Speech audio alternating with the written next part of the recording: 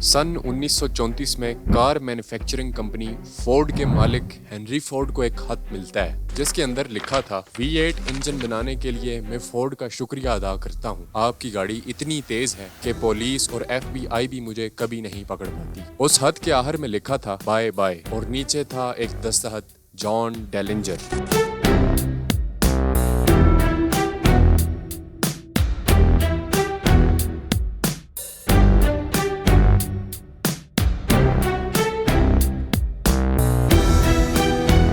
John Dillinger एक ऐसा शख्स था जो कोल्टन हैरिस का भी बाप था।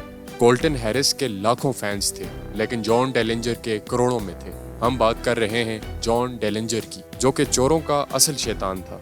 FBI ने जॉन डेलिंजर को पब्लिक एनिमी नंबर 1 की फहरिस्त में शामिल किया था। ये फहरिस्त इतनी अहम क्यों है? क्योंकि इसी फहरिस्त में आगे चल के उसामा बिन लादेन को भी शामिल किया गया था। आप सोच सकते हैं कि जॉन डेलिंजर कितना बड़ा मुजरम था। जब डेलिंजर की मौत हुई तो हजारों लोग उसकी लाश की तरफ दौड़ पड़े। कुछ ने उसके खून में लथपथ कपड़े भिगोए और किसी ने अपने हाथ खून से रंग लिए। लोग उसके खून के प्यासे थे क्योंकि वो उसे एक निशानी के तौर पर रखना चाहते थे। जॉन डेलिंजर का जन्म 1903 में इंडियानापोलिस में हुआ। मां की वफात के बाद उसके बाप ने नई शादी कर ली और डेलिंजर को बेन के पास भेज दिया। डेलिंजर ने जवानी में ही चोरी का रास्ता अपना लिया और 19 साल की उम्र में एक कार चुराने पर उसे नेवी ज्वाइन करना पड़ गई, लेकिन जल्द ही वो वापस जराइम की दुनिया में लौट आया। 1933 तक उसने बेशुमार बैंक लूटे, पुलिस स्टेशंस पर हमला किया और जदीद तरीन हथियारों से लेस होकर डेलिंजर गैंग तश्कील दी। जॉन डेलिंजर ने जेल से फरार होने का एक अनोखा तरीका भी इजाद किया था।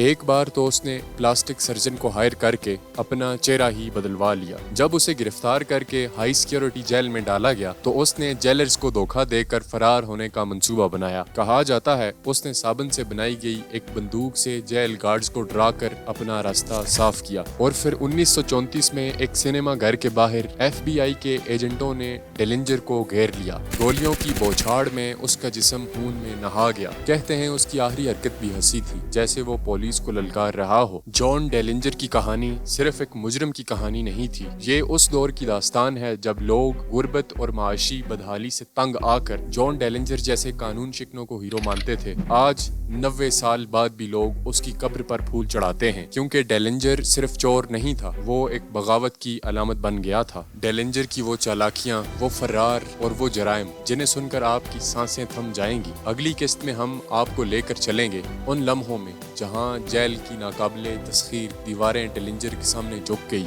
और जहां कानून उसके पीछे सिर्फ दौड़ता ही रह गया। तो अगर आप जानना चाहते हैं कि एक इंसान ने किस तरह आखिर निज़ाम को चैलेंज किया तो चैनल को सब्सक्राइब जरूर करें, बेल आइकन को दबाएं और वीडियो को उन लोगों के साथ शेयर करें जो समझते हैं कि जुर्म हमेशा जुर्म होता है, क्योंकि ये सिर्फ एक कहानी नहीं है, ये सच पर मबनी एक सच्ची कहानी है। तो फिर अपना ढेर सारा ख्याल रखें। हम मिलते हैं नेक्स्ट एपिसोड में।